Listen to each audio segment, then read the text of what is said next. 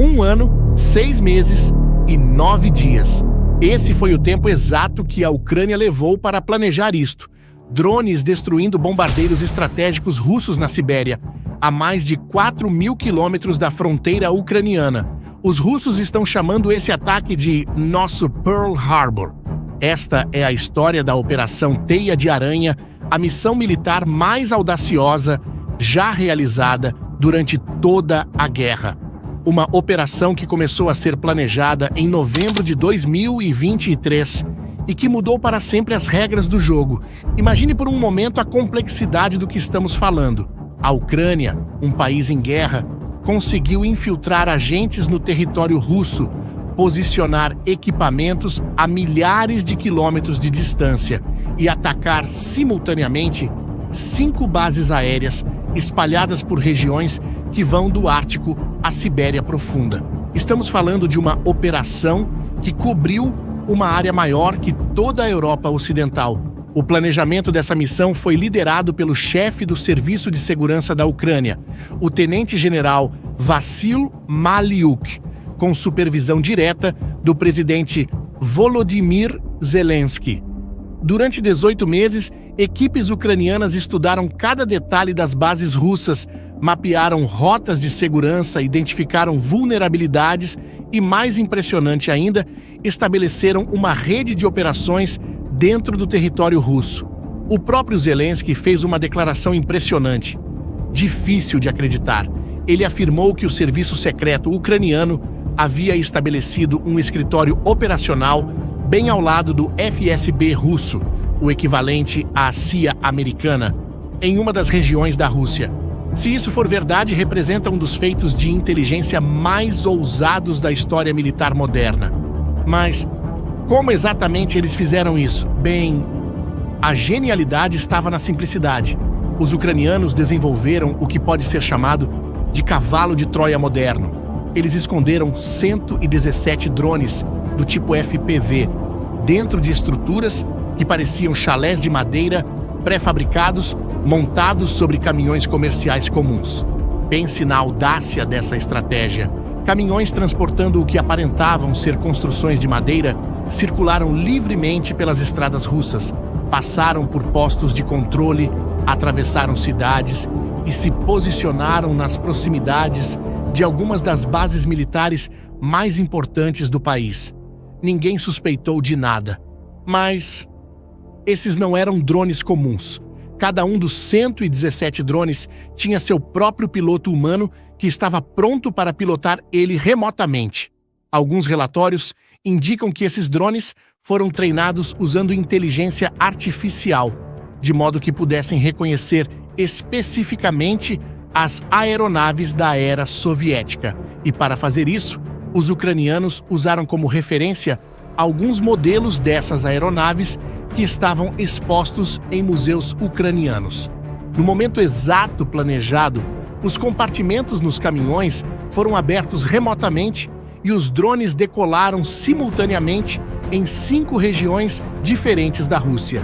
Imagine a coordenação necessária para sincronizar ataques em fusos horários diferentes contra alvos separados por milhares de quilômetros. E aqui tem algo fascinante nessa história.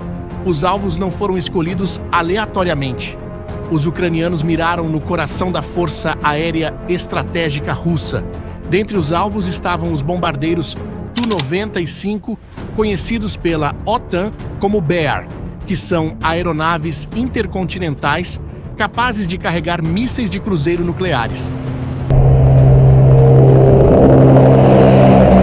Há também os Tu-20 e 2M3, chamados de Backfire, que são bombardeiros supersônicos que a Rússia tem usado intensivamente para atacar cidades ucranianas.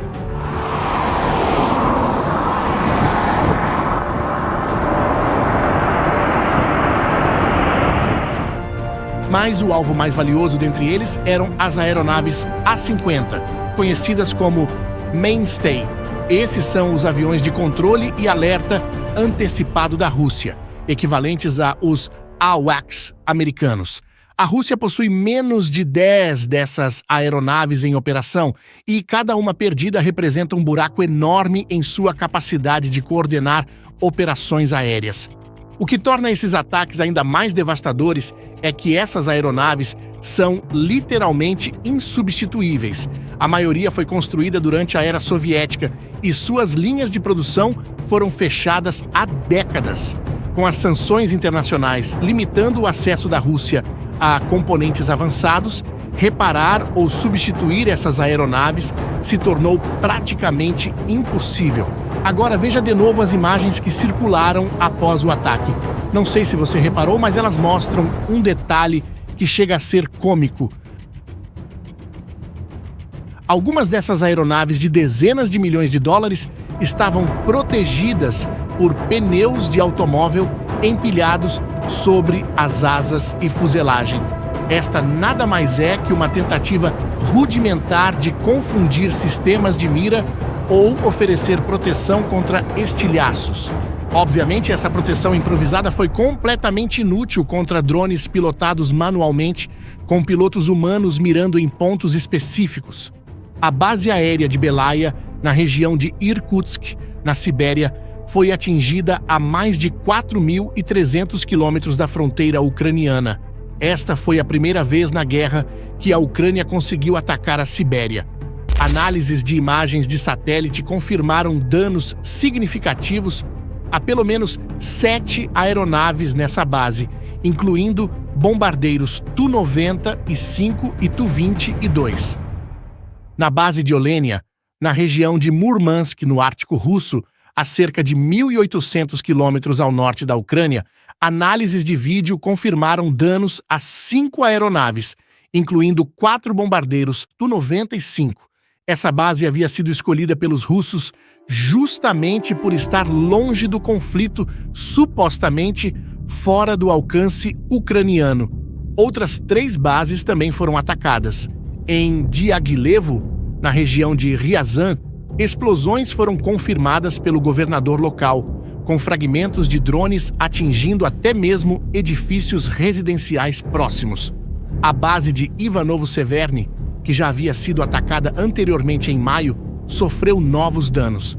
Apenas o ataque planejado para a base de Ukrainka, no extremo oriente russo, falhou quando o caminhão transportando os drones explodiu antes de chegar ao alvo. Agora, falando do impacto que esses ataques tiveram, os números oficiais variam drasticamente, dependendo da fonte. A Ucrânia afirma ter danificado ou destruído mais de 40 aeronaves, causando prejuízos de aproximadamente 7 bilhões de dólares.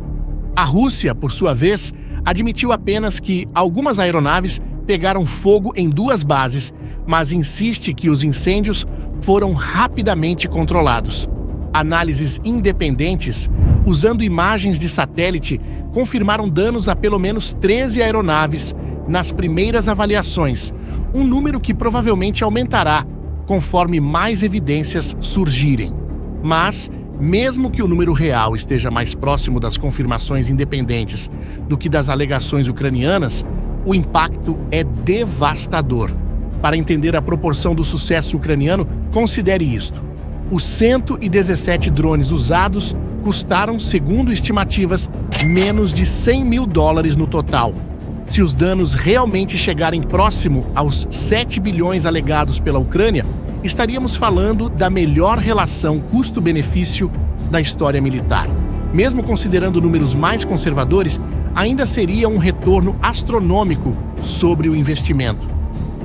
O momento em que essa operação aconteceu também não foi coincidência. Esses ataques aconteceram exatamente um dia antes de uma nova rodada de negociações de paz entre Rússia e Ucrânia em Istambul, na Turquia.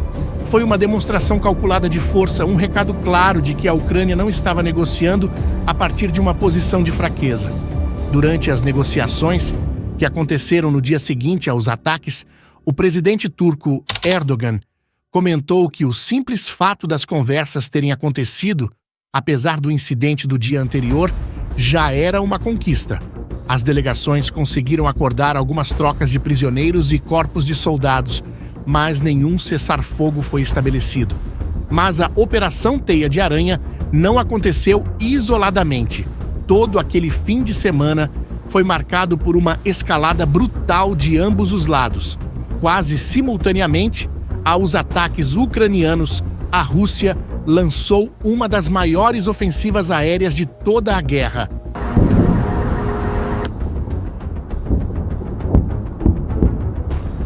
...472 drones e 7 mísseis balísticos contra território ucraniano. Foi possivelmente o maior ataque com drones da guerra até aquele momento. Além disso, pontes ferroviárias e rodoviárias nas regiões russas de Bryansk e Kursk colapsaram, causando descarrilamentos de trens. No incidente de Bryansk, 7 pessoas morreram quando uma ponte desabou diretamente sobre um trem de passageiros, ferindo mais de 100 pessoas. Embora ninguém tenha assumido a responsabilidade, a localização estratégica dessas pontes e o momento sugeriram coordenação com a operação principal. O impacto psicológico na Rússia foi imenso. Blogueiros militares russos, que costumam ser críticos ferrenhos de qualquer sinal de fraqueza, descreveram o ataque como um dia sombrio para a Força Aérea Russa. Alguns chegaram a comparar o choque e a surpresa com o ataque japonês a Pearl Harbor em 1941. Mais importante ainda, a operação expôs vulnerabilidades fundamentais no sistema de defesa russo. Se drones relativamente pequenos podem ser posicionados próximo a bases estratégicas e atacar aeronaves de dezenas de milhões de dólares, isso significa que toda a doutrina de segurança precisa ser repensada. A Rússia agora enfrenta um dilema terrível.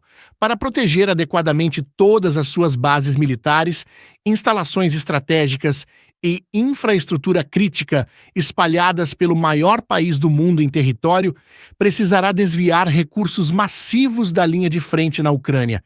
E é exatamente esse tipo de pressão que a guerra assimétrica busca criar. Todos os agentes ucranianos envolvidos na operação dentro do território russo foram extraídos com segurança, segundo autoridades ucranianas. Se essa informação for realmente verdade, isso significa que a Ucrânia não apenas conseguiu executar a operação, mas também possui rotas de fuga e redes de apoio sofisticadas operando dentro da Rússia. A sofisticação da operação surpreendeu até mesmo os aliados ucranianos. Fontes americanas revelaram que os Estados Unidos não foram informados previamente sobre o ataque, apesar da estreita cooperação de inteligência entre os países.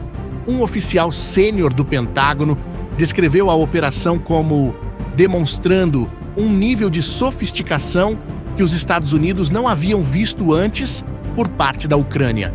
Isso mostra que a Ucrânia evoluiu muito durante a guerra.